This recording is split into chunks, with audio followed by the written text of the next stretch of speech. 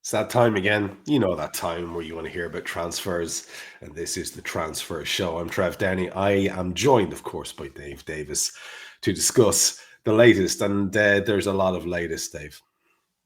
Yeah, I don't know what it is. We said, like, could it be a week where stuff happens? But the longer this goes, you do feel we might just have to get the yellow ties maybe ready, can't we? It does seem like it is heading that way, despite everyone's best wishes.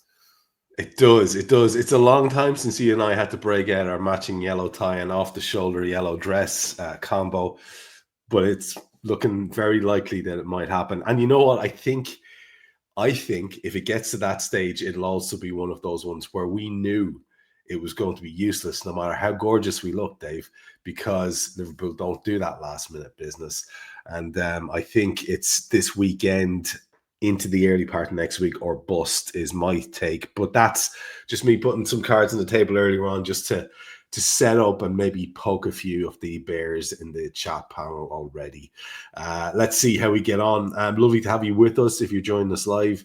If you're listening on the playthrough afterwards, you're equally welcome, of course. And we have so many stories. We'll get started with the very first one, which is, believe it or not Isak, but Marc Guehi. And that's because one of the chosen ones, Mr. Ornstein, has weighed in with a pronouncement around this. And it's one that I think is going to rattle some people, especially in the wake of the Jeremy Frimpong injury. I heard you speak on Newsround today, Dave, about, as I always do, listen to you putting together the stories of the day. At some point during the day, I listen and see it, make sure I'm up to date. And I heard you talk about this and how, it's probably not the big fluster that an awful lot of people have made it, but it does expose, I suppose, some of our weaknesses. And in the wake of a match where one of our centre halves was playing like a lad who was already fixing his eyes on another club, you can see where Ornstein saying Guehi or no one could make some people nervous. Yeah, I think, and I get it. They obviously had the Frimpong developments. We've got Gomez back in training. We've got Conor Bradley back in training, but all of a sudden people are looking short and want another one. But David Ornstein, it was unequivocal in that it is Guehi or no one, that it can't really be read any other way. Liverpool see Marc Guehi as a market opportunity, that famous buzzword, isn't it? Or famous strapline, whatever you want to call it. And it's interesting because I never thought Channel 5 would come into play, Trev, but Crystal Palace were on Channel 5 last night, and Crystal Palace and Channel 5 were kind of had a bit of juice sort of going on. I liked it because Steve Parish was on the screen 1 minute and talking about this, and he was there. You can see it on the screen, people, if you can read it. If Marc Guehi wants to sign a new contract, then he can stay. It's a difficult situation. Spoiler alert, we all know Marc Guehi's not signing a new contract, of course. Everyone has to sell players to comply with the rules. That's a situation we will have to look at in the next few days. So that's Steve Parish doubling down on what he said after the Community Shield, i.e. sign a new contract, or because of the nature of our model, he's going to have to go. And we've been in that whole 35 for us, 45 million for them, just please meet in the middle situation forever. There might just be a little wrinkle in this because it's annoying. We can't play the video. We get the copyright shut down. But Glasner got asked on Channel 5 about Marc Guehi, and he was straight away saying, no, he literally said, no, we can't let him go. Those were the first words that came out his mouth. And even from this at the press conference afterwards, you could tell in the interview and at the presser, he was seriously agitated with all of this. We are very, very late to find replacements. And even, look at this for just flippant. If Marc leaves, maybe I will try my boots because I was a centre-back. We have to act. It's Crystal Palace's future, and we need to add numbers. So you can tell he had a right cob on a face, as they'd say. He is not happy with this. And the reason to go, should there be a compromise reached? It might just be one to keep an eye on because this feels like it's going to go right to the end if it's going to happen, Trev. But the thing is, you can sense that Parish knows that's Palace's model to sell. There's zero doubt about that. He said it. He also knows Glasner is a brilliant manager. I mean, look at what he's done with the FA Cup, the run they've been on, the Community Shield, the team he's built. That's not being disrespectful to Palace. They're not going to get a better manager than Glasner. So he's going to want to keep him sweet and on board, isn't he? Of course he is. But at the same time, you do get the impression that with Eza set to go, if they flog Guehi as well, and maybe he might be appeased if they can get another centre-back through the doors of replacement, but there doesn't seem to be anything on the horizon. I mean, if that doesn't happen, you just wonder if Parish is thinking, hold on, yeah, if I sell Guehi, is Glasner going to walk type of thing? So it doesn't mean it's not going to happen, but it's just worth this whole subplot around this transfer keeping an eye on, because it feels far from 100% certain. Do you know what I don't like about this? And I just, again, would be interested in your opinion. It feels like we have made ourselves hostages to fortune in terms of being reliant on the result of whatever this soap opera is. And our second story is obviously the Isak one, and it's exactly the same there. It feels very unlike our lot that we would allow ourselves to be at the whim of people who are having some sort of internal strife or conflict, like seems to be the case at both clubs. And this strife and conflict, as you said, you've laid out really well there. It's a manager who wants his team to be as good as possible because he's seen what they can achieve. And he knows it's already been weakened by Eze leaving. And it's an owner who's thinking, well, I've got to both balance the books and think about the business and think about the investment, and also think about keeping this manager who's an up and comer. Now, he's not going to be appeased by signing a young up and comer, right? And they're not going to be in the category of people who can go and get like a Leone, someone who's universally acknowledged. So they're going to be taking a punt. Yeah, it's a tough one, isn't it? You see what I'm saying about the strategy, Dave? It doesn't seem very Hughes and Edwards like to leave themselves at the whim of the goings on at some other club. There must be surely a plan B, despite what Ornstein says. I 100% agree. It doesn't feel like us in the way we expect it to be, reliant on things with other clubs. I suppose my big hope for this is it's usually better if you're on the owner's side rather than the manager's side, because we know who usually wins out of the owners and the manager, and obviously money and business talk. So I think this does favour us. However, as much as I understand people are saying, okay, if it can't be Guehi, it needs to be another one. We would need a fifth centre half, options across the back line because of injuries. I think that seems pretty damning if that is your fancy. Ornstein was quite clear that Leone's come in to give them 4 centre-backs. The only reason that's going to change now for a fifth is Marc Guehi seen as that market opportunity because of the circumstances. And it does seem like, whether we like it or not, and I would love Guehi, of course, I would love an alternative if we don't get Guehi, but to use almost that phrase earlier, Guehi or bust. Yeah, makes me nervous, buddy. I won't lie to you, especially when you look at our next story, which seems to have an element of the same in it. It's a situation we're all too familiar with at Liverpool Football Club. We're all in on a specific player, or we don't go at all. And the developments with the Isak thing are hugely interesting. And it seems like the more clearly it becomes apparent that, an awful lot of these unhinged ad hominem attacks that were coming at you and me and anyone who made any statement about it from lunatic black and white bot type accounts, or actually just people who don't think much or haven't got many brains in their head.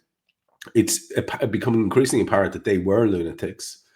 Eddie Howe's statements and admissions that, there were conversations between him and the player.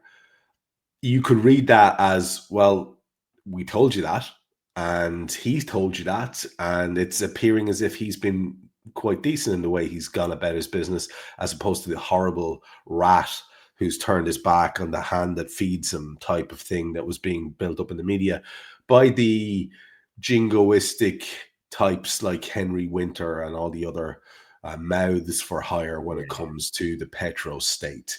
The main thing here is, and I could hear your frustration on your show, this lot are absolutely inept when it comes to signing a striker, to the extent that it's actually comical, and it feels again like we're tied to their uselessness. We are directly linked in our well-being, our future well-being as a team is directly linked to their ineptitude. And it feels like a silly position for us to be in, to the extent that most of us now, although we're all in on Isak, would happily pivot away to another good attacking option if that was one that could be done with expedience. Talk to us about the latest here, because it's a source of massive frustration for a lot of Reds. Honestly, just so we can do it early, let me just get my Michael Corleone Godfather 3 on the steps out the way. Just start. Here we go. Get it out the way for this. Honestly, I mean, we saw the statements, didn't we, early in the week from Isak, nicely timed, funnily enough, as the PFA awards sort of kick off and the trophies going out, saying, basically, I was made promises, I was lied to, I made it clear I wanted to leave. It's best we all depart. So that was quite funny. Newcastle retort with, a clear statement, but not really a clear statement, because it wasn't one of those ones where it's like, we are not selling the player. It's the phrasing they used as well, Trev. The conditions have not been met. Now, that's not the same as the not for sale that was going up. But also in that statement was a case of no promises were made to the player. And I mean, Eddie Howe does an interview, and Eddie Howe, he'll know all the questions are going to be focused on that. But I mean, there's so much just to take from things that have come out since this morning. I mean, look at this snippet from his interview. Yes, the club has to act in the best interest. There's all going to be that rhetoric, but it's this one.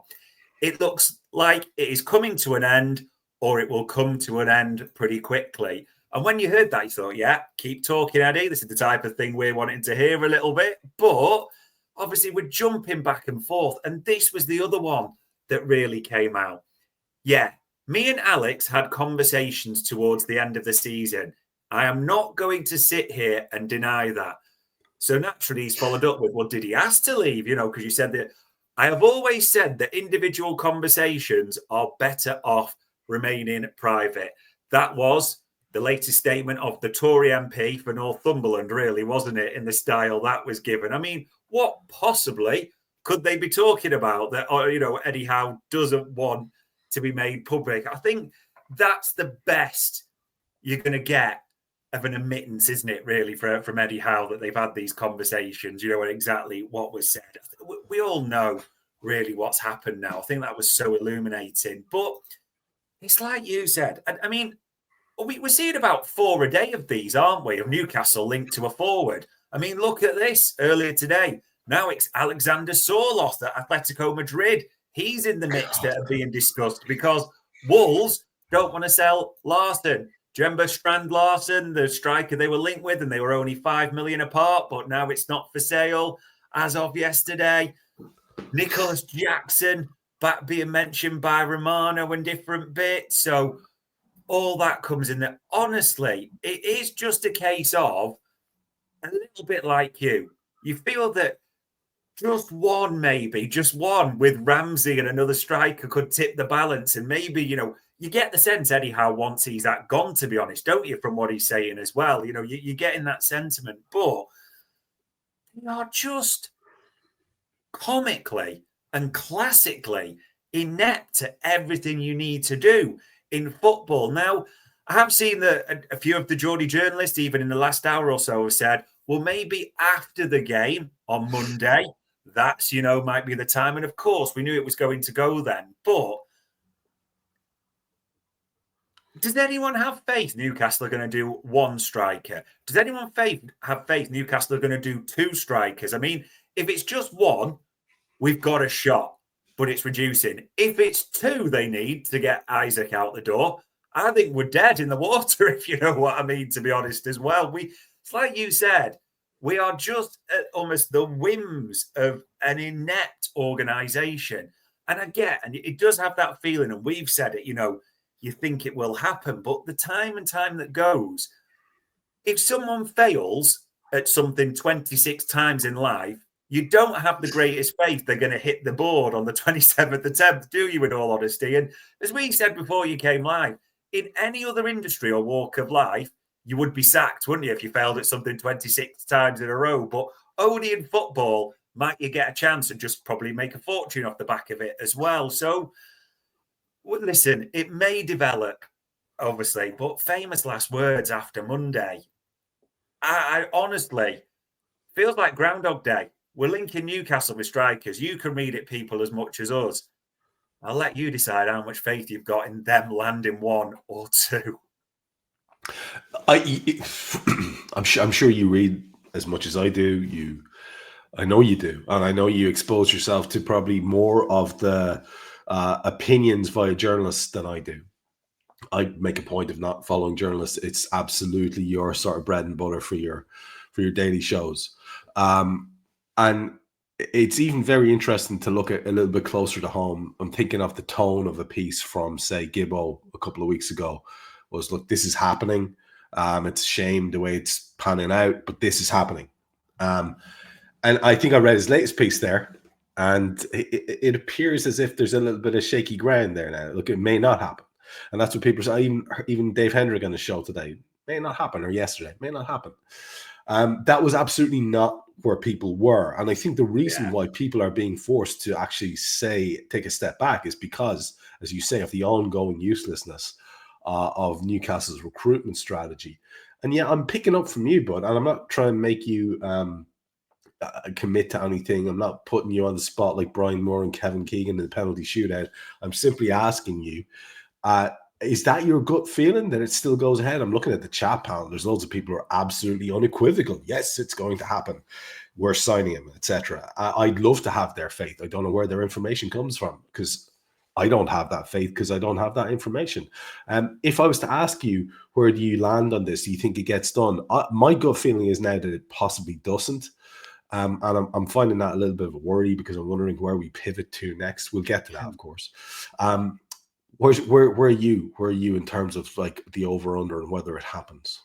It's funny. I mean, let's just stick to binary first of all. If you ask me to bet, yes, I do think it happens. That is still what I'm leaning towards, for the short term. But as we always say, context is everything in these types of things. And from speaking to obviously the people that we do, as you know, we share screenshots. It's a case of this has been going for a while. Yeah, confident, and that's happened. But it is important to note, just to be really clear and open with this, as you know, in the last week, those people who have been telling us, yeah, we're certain, and, give good information, sources, that type of thing, are saying, yeah, we think it will still happen. You can almost sense it from them, can't you, as well, when that starts happening, that little shift. So it's almost maybe a way of looking at people is, it's never an exact number, but might have gone from 90% certain to 70%, if you know what I mean. We're still in that pro camp. I do think it will happen, but you can't just ignore time is ticking. Relationships are becoming more difficult because of all the things that are coming out. And ultimately, Newcastle are just inept. So there may well come a time soon we'll find a deadline on it separate from Yellow Tie Day, where it's either shit or get off the pot type of thing a little bit, isn't it, really? It is.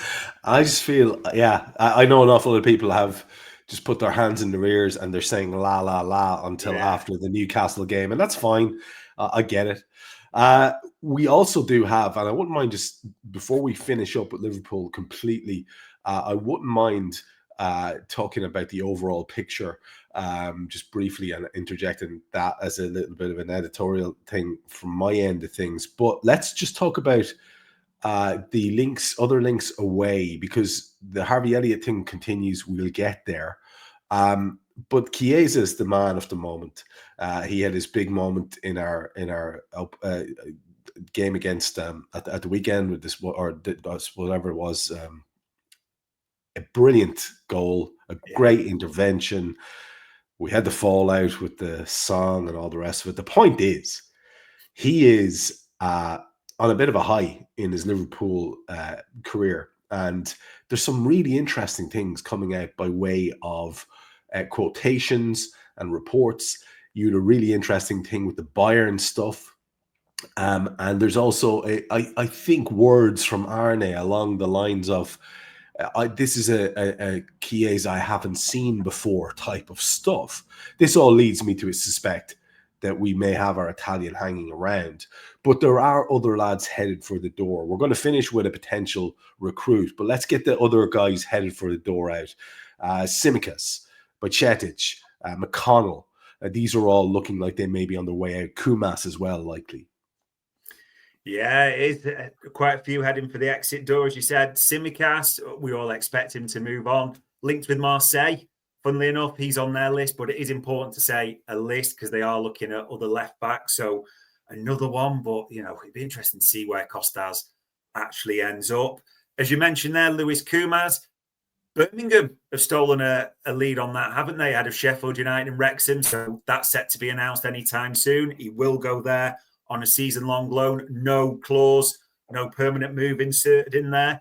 McConnell is back in training. He is back training with the first team. It is expected that soon he will sign a new deal and head out on a loan at the same time.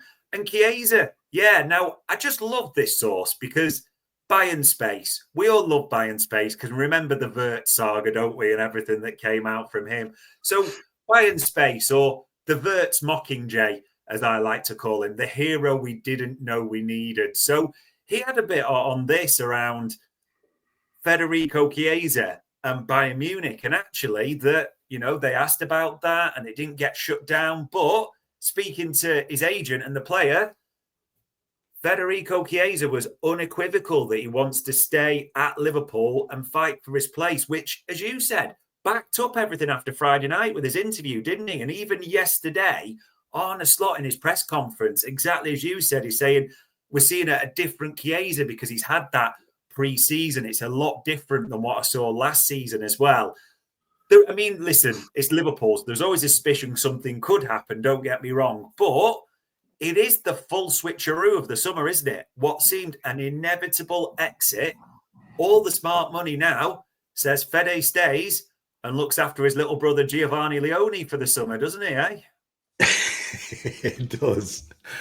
Before we get to a little bit of an upbeat one, which is like links with a potential plan B or a supplemental move, because there are still absolute dreamers out there who think that we may get Isak plus another of a very high profile. And I really want to believe I am Fox Mulder in that regard. But I'm just going to we'll hold on that story for a sec.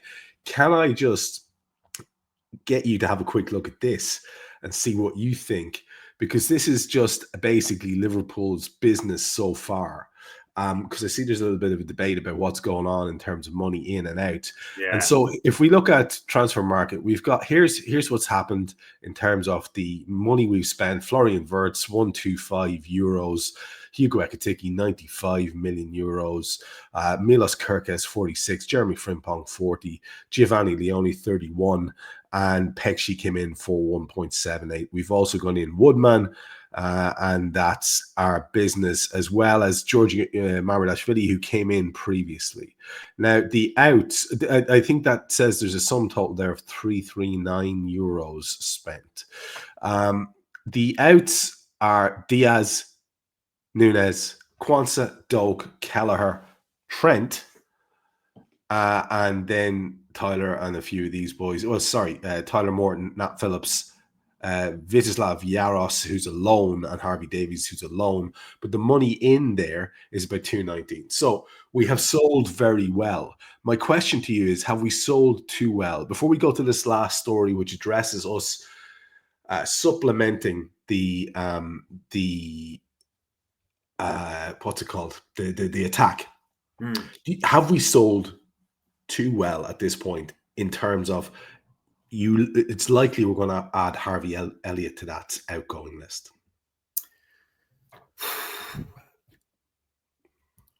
Again, context is rather than a yes or a no. If you actually look at some who have gone, yes, very well. Ben Doak didn't play a minute for us last season. Tyler Morton, not a senior minute, in the Premier League, that way.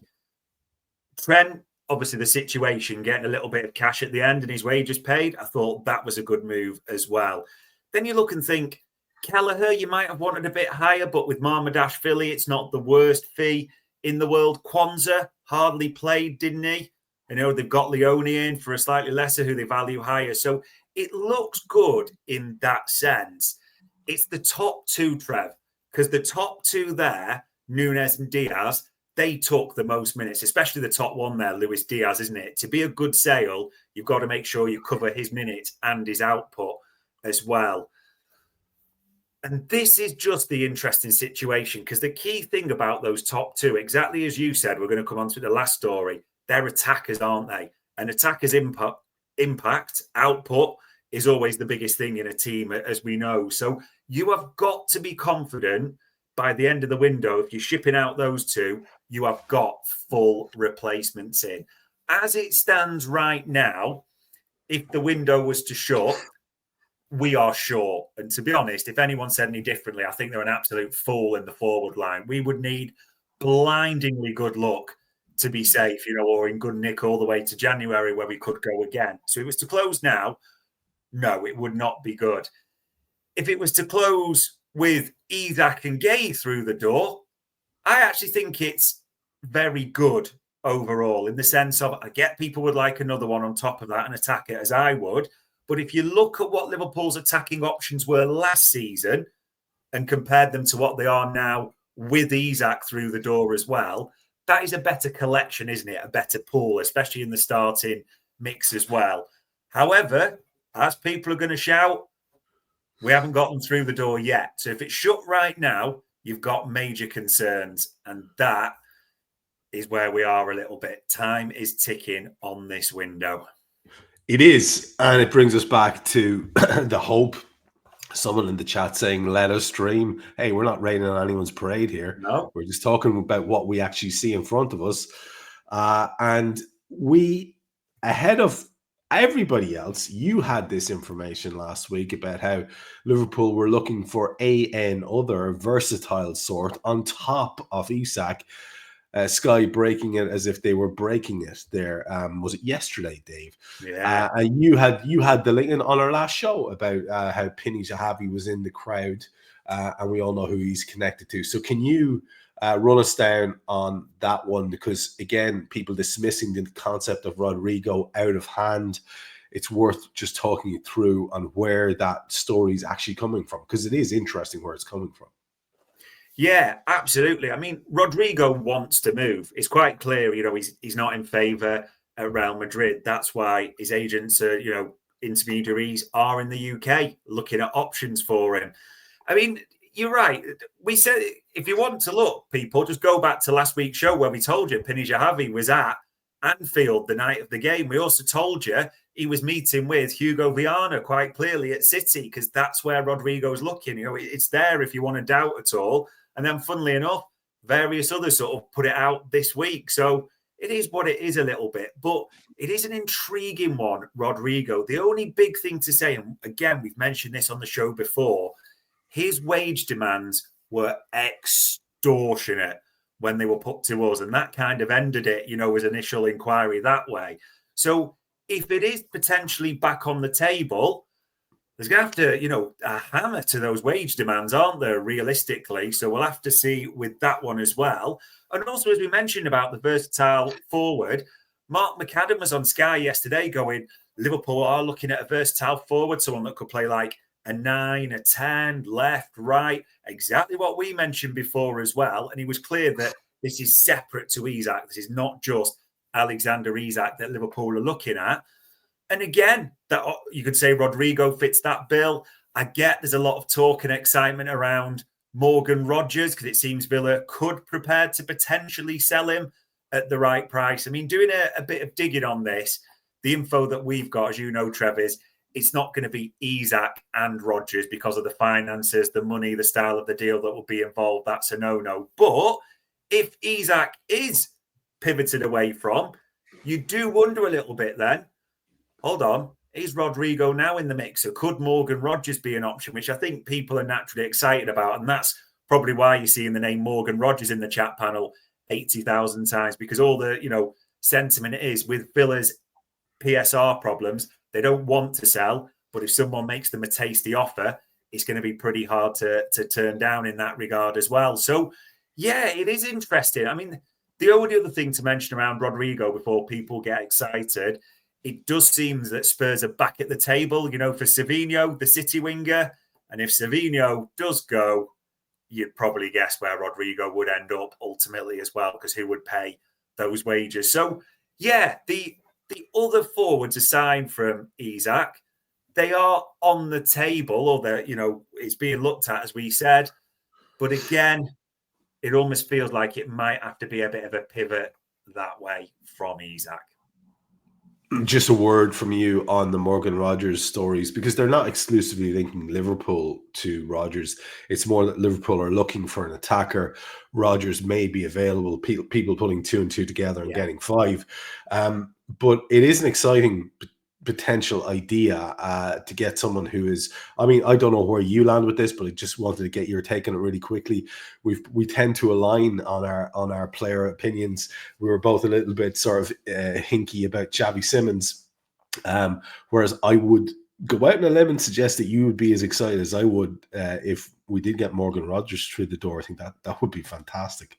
Yeah, I think the ceiling that boy has got is absolutely huge. And you look at his age, his profile, and especially for the Premier League, he's got that pace, that ability to just almost knock past a man, hasn't he? And just burst off as well. He gets goals, he gets assists. And I think, honestly, that if we got Morgan Rodgers personally, he'd be probably my first. It'd be him and Gakpo you'd fancy on the left, but Rodgers could cover 10 in different positions.